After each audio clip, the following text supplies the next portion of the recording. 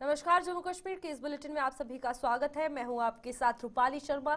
तो चलिए बुलेटिन की शुरुआत करते हैं। सबसे पहले उपराज्यपाल मनोज सिन्हा ने युवाओं को नशे से दूर रखकर उन्हें एक बेहतरीन नागरिक बनाने में जुटी सामाजिक संस्थाओं की पीठ थपथपाई है।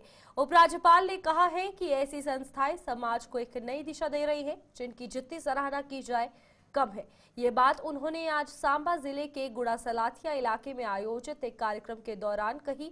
उपराज्यपाल वीरों की धरती कहे जाने वाले गुड़ा सलाथिया के आज पहले दौरे पर है, जहां रहने वाले लोगों की एक संस्था युवाओं को खेल कूद से जोड़ने के साथ साथ उन्हें शिक्षित करने में भी अपनी अहम भूमिका निभा रही है और उसी के चलते आज उपराज्यपाल मनोज सिन्हा ने उनकी सराहना की है। तो यहाँ पर फिलहाल आपको बता दें कि गुड़ा सलाथिया में एक कार्यक्रम का आयोजन हुआ, जिसमें उपराज्यपाल मनोज सिन्हा पहुंचे और यहां उन्होंने युवाओं से नशों को दूर किस तरीके से रखा जाए, जो संस्थाएं इन पर काम कर रही हैं, जब युवाओं का रुझान जो है वो खेल कूद में अब बढ़ा रही है, नशे से दूर करते हुए नजर आ रहे हैं, इनको जो है सराहा है, इनके काम को सराहा है, इनकी पीठ थपथपाई है। और नशा अगर बात की जाए तो एक बड़ा जो खतरा है वो जम्मू कश्मीर के लिए बना हुआ है, जहां पर एक तरफ आतंकवाद से सुरक्षा बल लड़ रहे हैं, तो युवाओं को अगर बात की जाए तो नशे से दूर रखना भी एक बहुत अहम लड़ाई जो है जम्मू कश्मीर के लोग लड़ रहे हैं। यहाँ पर कई संस्थाएं ऐसी हैं जो इन युवाओं को नशे से दूर रखने के लिए उन्हें खेल कूद में प्रोत्साहित कर रही है। हमारे साथ हमारे संवाददाता ऋषि खजूरिया जुड़ चुके हैं। ऋषि से जानकारी लेंगे।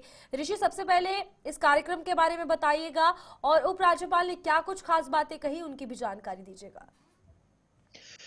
देखिए, बड़ा इंपॉर्टेंट दिन है आज का गुड़ा सलाथिया के लिए, क्योंकि ये गुड़ा सलाथिया जिला सांबा का जो कि शूरवीरों की धरती कहा जाता है और इस शूरवीरों की धरती पर आज पहली बार एलजी मनोज सिन्हा जी पहुंचे हुए हैं। यहाँ के युवाओं की हौसला अफजाई करने के लिए यहाँ के युवा जो एक बेहतरीन कार्य कर रहे हैं, समाज के प्रति अपना एक अहम योगदान दे रहे हैं। खासतौर पर यहाँ का जो गाइडेंस एंड काउंसलिंग सेल है, जो कि हर साल एनुअल डे फंक्शन यहाँ पर आयोजित करता है, लेकिन आज के इस खास कार्यक्रम में एलजी साहब खुद यहाँ पर शिरकत कर रहे हैं। और आप अंदाजा लगा सकते हैं कि जब भी युवाओं को लेकर बात आती है तो एडमिनिस्ट्रेशन सरकार जो वो कहीं ना कहीं फ्रंट फुट पर आकर बात करती है युवाओं के हित को लेकर। तो यहाँ पर एलजी मनोज सिन्हा जी ने युवाओं को लेकर ये साफ तौर पर कहा है कि वो युवा अच्छी जगह पर अपने एनर्जी चैनलाइज करें और वो अच्छे कार्य करें और खासतौर पर अपनी पढ़ाई में ध्यान देकर एक बेहतरीन वो स्थान पर पहुंचे। उसी को लेकर सराहना की है गाइडेंस एंड काउंसलिंग सेल की, क्योंकि गाइडेंस एंड काउंसलिंग सेल की बात करें तो यहाँ पर युवाओं को प्लेटफॉर्म दिया जाता है, युवाओं को मंच दिया जाता है कि वो अपना टैलेंट दिखाएं, वो चाहे स्पोर्ट्स का क्षेत्र है,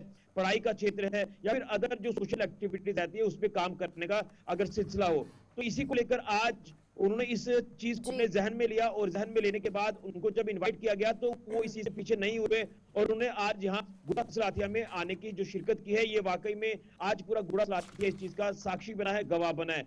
लेकिन उन्होंने अपने संबोधन में कुछ खास इंपॉर्टेंट बातें रखी हैं कि आज उन्होंने कहा कि जम्मू कश्मीर हमारा एक प्रगति और उन्नति की तरफ जो वो आगे बढ़ रहा है। इसी के साथ उन्होंने ये भी कहा खासतौर पर युवाओं को लेकर कि आज के वक्त में सरकारी नौकरी तो नहीं है, लेकिन सरकारी नौकरी मिलनी चाहिए और वो योग्यता के अनुसार, इसी के साथ साथ आपका जो आपका टैलेंट है उसके अनुसार आपको नौकरी जरूर मिलनी चाहिए। उन्होंने ये भी कहा खासतौर पर उन लोगों के लिए एक मैसेज दिया है जो कहीं ना कहीं ट्रांसपेरेंसी के ऊपर सवाल उठाते थे।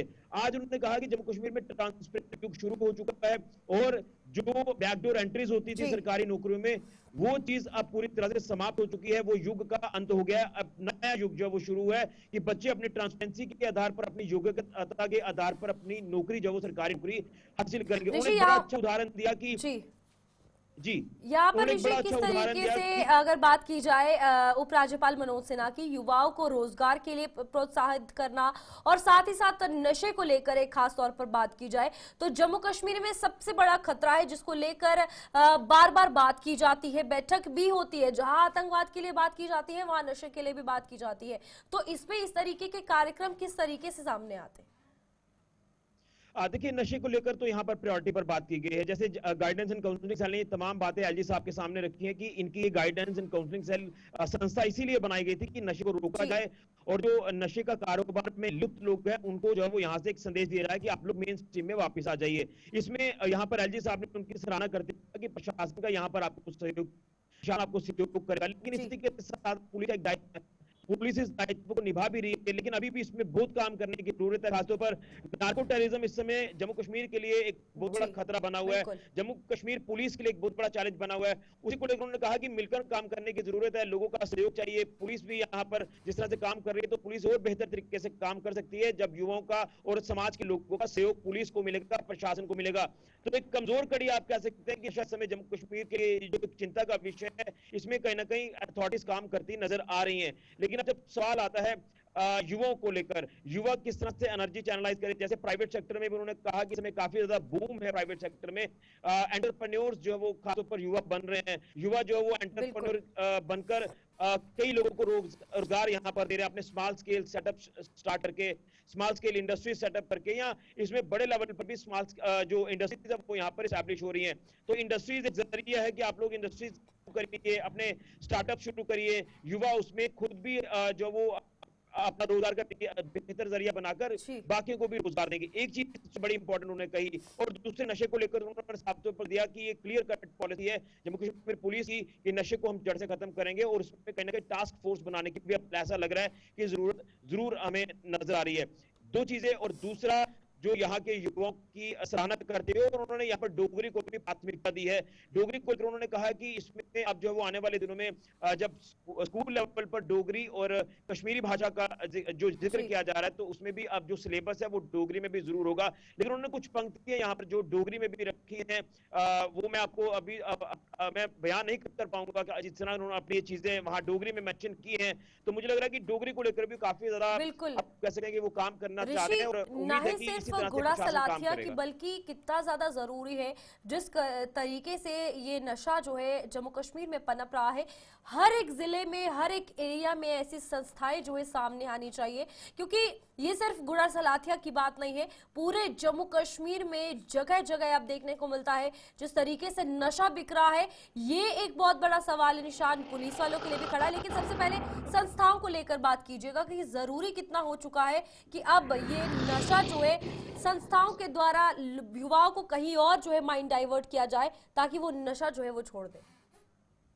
देखिए, हमने कल ही अपने चैनल पर एक डिबेट चलाई थी ड्रग्स के खिलाफ, किस तरह से पुलिस ने अपनी मुहिम शुरू की है। संस्थाओं को लेकर बात करें तो संस्थाएं भी सामने आ रही हैं, और इसमें पुलिस ने भी तमाम उन संस्थाओं को ये कहा है कि अगर आपके आसपास या दीगर इलाकों में कोई ऐसे युवा मिलते हैं जो नशे की जो वो चपेट में आ चुके हैं, तो उसमें भी कहीं ना कहीं उनको सामने लाना होगा। उन पहचान भी गोपनीय रखी जाएगी, उनके जी नाम को भी जो वो गोपनीय रखा जाएगा, उनको सामने लाना होगा, उनको रिहैब सेंटर भेजना होगा, उनको एक मेन स्ट्रीम में वापस बिल्कुल। आने की एक मुहिम हमें शुरू करनी होगी। तो सांबा जिला की गुड़ा सलाथिया की अगर बात करें, तो जैसे मैंने कहा कि शूरवीरों की धरती है, और कहीं ना कहीं इस यहाँ के कुछ युवाओं की अगर बात करें, तो जिस तरह से उन्होंने बीड़ा उठाया है, यहाँ का जो पहले माहौल था उस माहौल में काफी हद तक बदलाव आया है, काफी हद तक चेंजेस आई हैं। और यही वजह है कि गाइडेंस एंड काउंसलिंग सेल ने नशे के ऊपर ज्यादा तवज्जो देते हुए ये एक बीड़ा शुरू किया, ये एक मुहिम शुरू की कि यहाँ इलाके के जो कुछ ऐसे युवा भटक चुके हैं उनको जी मेन स्ट्रीम में वापस लाया जाए। और इसी तरह से 2019 में ये एक पेड़ लगाया गया था गाइडेंस एंड ठीक है। काउंसलिंग सेल के नाम से। आज वो पेड़ इतना बड़ा हो गया है कि ठीक है आज ऋषि। अधिकारी भी सराहना कर रहे हैं कि जो गाइडेंस एंड काउंसलिंग सेल काम कर रहा है, उसी को लेकर सराहना आज एलजी साहब भी कर रहे हैं। तो मुझे लग रहा है कि नशे को खत्म करने के लिए हम सबको आगे आना होगा, बिल्कुल बिल्कुल। इस अभिशाप को खत्म करना होगा। ठीक उसी है को ऋषि, लेकर एलजी बहुत साहब का बहुत ये बड़ा धन्यवाद इंपॉर्टेंट हमें विजिट जो है वो आज जानकारी गुड़ा देने के लिए और सलाथिया का हमारे देखने साथ को मिला। जुड़ने के लिए। तो नशे को लेकर अगर बात की जाए तो बिल्कुल यहाँ पर सबको आगे आना होगा, और जिस तरीके से ये संस्थाएं नशे के लिए काम कर रही है ताकि बच्चों को, युवाओं को जो है इससे दूर रखा जाए और उन्हें खेल की तरफ जो है बढ़ावा दिया जाए, उनका रुझान जो है वहां पर अब बढ़ाया जाए, तो ये थपथपाना इनकी पीठ सबसे बड़ी बात है जो उपराज्यपाल मनोज सिन्हा ने की है। आगे बढ़ेंगे जहां पर जम्मू कश्मीर सरकार ने खैर की पेड़ों को काटने पर अनुमति जो है वो दे दी है, और यहाँ पर आपको बता दें principal chief conservator of forest ने इस बाबत आदेश जारी कर दिए हैं। ये आदेश जारी कर सरकार ने किसान वर्ग को बेहद राहत दी है। सरकार ने हालांकि ये अनुमानित सिर्फ 5 मार्च 2025 तक ही दी है, और ये अनुमति फिलहाल 5 मार्च तक दी गई है, और किसान इस अवधि में ही खैर के पेड़ों की मार्किंग और काटने या गिराने की प्रक्रिया पूरी कर सकते हैं। आपको बता दें कि खैर के पेड़ों की कटाई के साथ साथ इसके निर्यात पर भी काफी साल पहले प्रतिबंध लगा दिया गया था, जिसके बाद इसकी तस्करी ने जोर पकड़ लिया है। कई किसान खैर के पेड़ों की कटाई के लिए आवेदन कर चुके हैं, और अब सरकार की अनुमति मिलने में उन्हें जो है वो राहत मिली है, क्योंकि उन्हें अब अनुमति जो है सरकार की तरफ से दे दी गई है कि खैर का पेड़ जो है वो काट सकते हैं और 5 मार्च तक फिलहाल ये अनुमति दी गई है। और यहाँ पर उन्हें ये कहा गया है कि आप जो है पेड़ों की मार्किंग कर लीजिए कि कौन सा पेड़ आप काटना चाहते हैं। और यहाँ पर कटाई को लेकर काफी ज्यादा फायदा, किसान काफी ज्यादा खुश है, राहत जो है किसान वर्ग को मिली है। सरकार ने आपको बता दें कि 5 मार्च 2025 तक ये अनुमति दी है और principal chief conservator of forest ने इस को लेकर आदेश भी जारी कर दिए गए हैं। रंजीव मेहता हमारे संवाददाता हमारे साथ जुड़ चुके हैं। रंजीव, बताइएगा क्या कुछ जानकारी है खैर के पेड़ों को लेकर, किस तरीके से किसान वर्ग में अब खुशी है और कब तक ये आदेश जो है वो रहेगा? बिल्कुल रूपाली, मैं बताऊं कि ये खैरों की लकड़ी की जो कटाई का काम है, जो क्योंकि एक प्रक्रिया के तहत जो माननीय सुप्रीम कोर्ट द्वारा निर्धारित की गई थी, जब साल 1998 में जब इस पर बैन लगा था, करीब 30 साल तक इसका बैन रहा।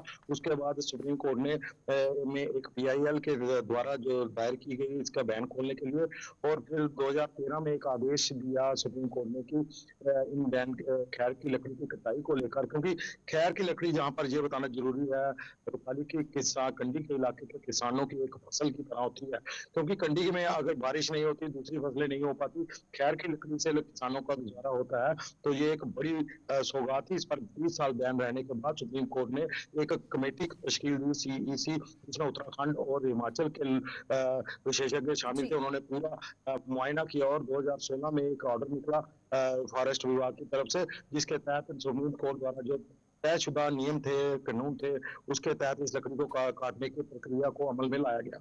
हर साल हर एक डिविजनल फॉरेस्ट रेंज के अंदर कुछ चुनिंदे गांव को चुना जाता है, वो वहां पर मार्किंग की जाती है रेवेन्यू विभाग की मदद से फॉरेस्ट, और वहां के किसानों से आवेदन लिए जाते हैं, फिर उनकी मार्किंग होती है, उनके जगह की वेरिफिकेशन होती है, उसके बाद इनकी कटाई होती है और उसका एक समयबद्ध है, और जनवरी महीने में ट्रांसपोर्टेशन की पूरी जो प्रक्रिया है उसको खत्म करना होता है। लेकिन इस बार ऐसा हुआ कि चुनाव थे, विधानसभा चुनाव और उससे पहले लोकसभा के चुनाव, जिसके चलते रेवेन्यू के लोग जो थे वो बिजी रहे, लेकिन वो फाइलें जो थे उनकी तरफ से जो काम करना था वो कभी वेरिफिकेशन नहीं हो पाई, जिसके चलते आदेश दे दिया गया, क्योंकि प्रक्रिया सुप्रीम कोर्ट के गाइडलाइन के अंदर होनी थी, समयबद्ध में होनी थी, जिसके चलते यहाँ पर एक और सवाल आया है कि जब इस पे प्रतिबंध लगाया गया था तो नशा तस्करी का, ये नशा माफ कीजिएगा, पेड़ तस्करी जो है, लकड़ी तस्करी जो है काफी ज्यादा हो रही थी, तो इसको लेकर क्या कुछ फिलहाल अब रोक लगेगी? क्योंकि किसानों की भी खुशी है, अब उन्हें इसके दाम मिलेंगे और जिस तरीके से आपने कहा कि एक सोना जो है उनके लिए साबित होती है, क्योंकि कमाई किसानों की इस लकड़ी से है।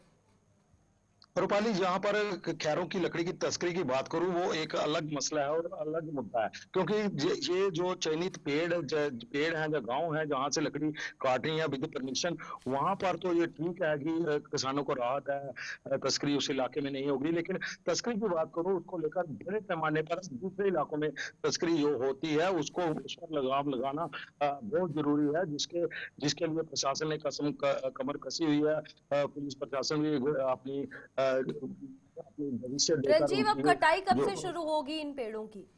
बस ये जब से आदेश शुरू हुआ है, अब रेवेन्यू ने जो फाइलें देनी है वो 1-2 दिन में देकर कटाई का काम जो है 1 हफ्ते के बीच में शुरू हो जाएगा, क्योंकि अगर कटाई का काम 1 हफ्ते के अंदर शुरू नहीं होगा तो 5 मार्च तक इनकी कटाई पूरी कैसे होगी? क्योंकि कठुआ जिले की बात करूं, इसमें कठुआ का फॉरेस्ट DFO फॉरेस्ट रेंज का टेरिटोरियल कठुआ में 6 गाँव है, 5 हीरानगर तहसील के हैं, एक कठुआ तहसील का है, ऐसे ही बसोली के हैं, सांबा रेंज के हैं, रामनगर है, और इस तरह 5 डिविजनल फॉरेस्ट के रेंज है जहां पर ये कटाई की अनुमति होनी है, जिससे काम चलना है। लेकिन यहाँ पे ये लिखा गया डिविजनल कमिश्नरों की तरफ से, उस दौरान जो फॉरेस्ट मिनिस्टर है जावेद राणा और डॉक्टर जतेंद्र सिंह जब कठुआ के जसरोटा में जो जल शक्ति की योजनाओं के उद्घाटन के लिए आए थे, उस दौरान हीरानगर के विधायक विजय शर्मा ने उनके सामने ये विस्तार से मांग रखी थी और बताया था कि पहले भी 2-3 बार एक्सटेंशन मिल चुकी है किसानों को, ऑफ टाइम होता है, क्योंकि एक कोरोना में मिली थी और एक साल 2018-19 में जब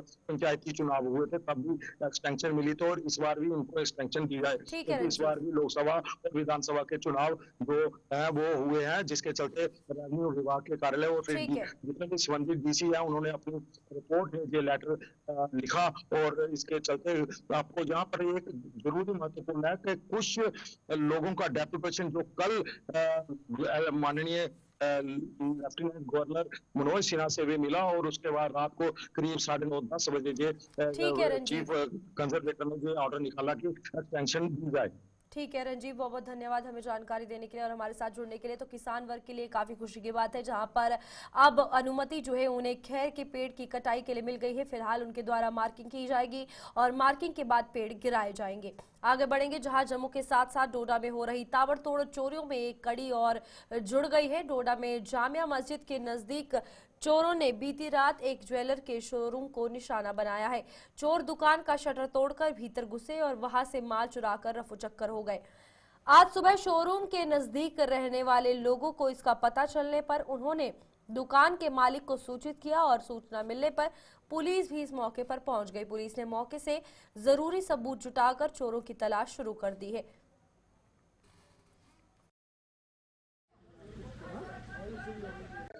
ये लोकेशन जामिया मस्जिद के पास है, रहमान ज्वेलर्स।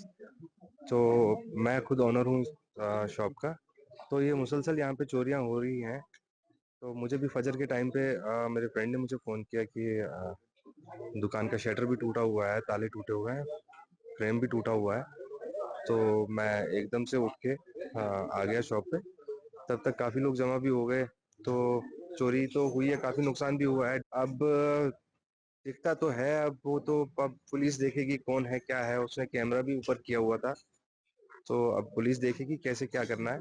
तो यहाँ पे काफी चोरियां हुई हैं मुसलसल। इन 2-4 दिनों में काफी चोरियां हुई हैं। यहाँ डॉक्टर साहब के हमारे घर के बिल्कुल बगल में है, हमारे नेबर हैं, तो उनकी भी चोरी हुई है। आपका नुकसान लगभग कितना है? मेरा नुकसान लगभग 1.5 से 2 लाख के बीच में। चांदी जितनी भी थी बाहर वो सारी ले गए, मतलब कुछ भी नहीं छोड़ा है। क्या अपील करना चाहेंगे एडमिनिस्ट्रेशन से? यही अपील करना चाहेंगे कि हमारे शहर में काफी चोरियां हो रही हैं, इसके बारे में थोड़ा सा देखें।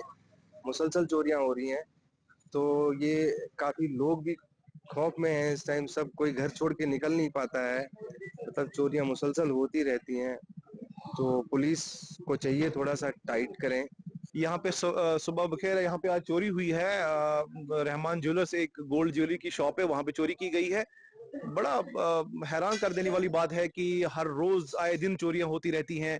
पिछले कुछ दिनों में प्रेस सिविल सोसाइटी की प्रेस कॉन्फ्रेंस भी हुई, उन्होंने भी ये बता दिया था पुलिस डिस्ट्रिक्ट पुलिस को और डिस्ट्रिक्ट एडमिनिस्ट्रेशन को कि हम जो है अब अगर आप चोरियां नहीं रोक पा रहे हैं तो हम सड़कों पे एहतजाज करेंगे, सड़कों पे प्रोटेस्ट करेंगे, क्योंकि आज के जमाने में ना अब जान की कीमत रही है और ना आज माल की कीमत रही है। तो बड़ा अनफॉर्चुनेट है ये सारा। नहीं ऑब्वियस, ये बड़ा हैरान कर देने वाली बात है। आजकल का जो इतना ड्रग अब्यूज हो रहा है, मुझे लगता है कि मेन जो कल्प्रिट्स है उसके पीछे शायद ये ड्रग्स जो बेचते हैं, जो लेते हैं, उनकी जो क्रेविंग्स होती है उनको पूरा करने के लिए ये सारा चीजें अटेम्प्ट कर रहे हैं। और वहां पे जाने, घरों में जाने के बाद भी उनको कुछ मिल नहीं रहा है। नुकसान जान का, माल का, दोनों का नुकसान हो रहा है। लगभग कितना नुकसान यहाँ पे? यहाँ पे इस वक्त लगभग 1.5 लाख का मुझे लगता है। अभी तक इसने पूरी असेसमेंट नहीं की है, बट जहां तक इसका अभी बोला गया है, इसने बोला है कि कम से कम 1.5 लाख का नुकसान जो है यहाँ पे इसने चोरी हुई है। चलिए, हमारे साथ वसीम गत्तू हमारे संवाददाता डोडा से जुड़ चुके हैं। वसीम, बताइएगा दुकानदारों के लिए कितना बड़ा खतरा है, क्योंकि चोरियां जो है वो एक नहीं, बीते कुछ दिनों में भी लगातार एक के बाद एक देखने को मिली है।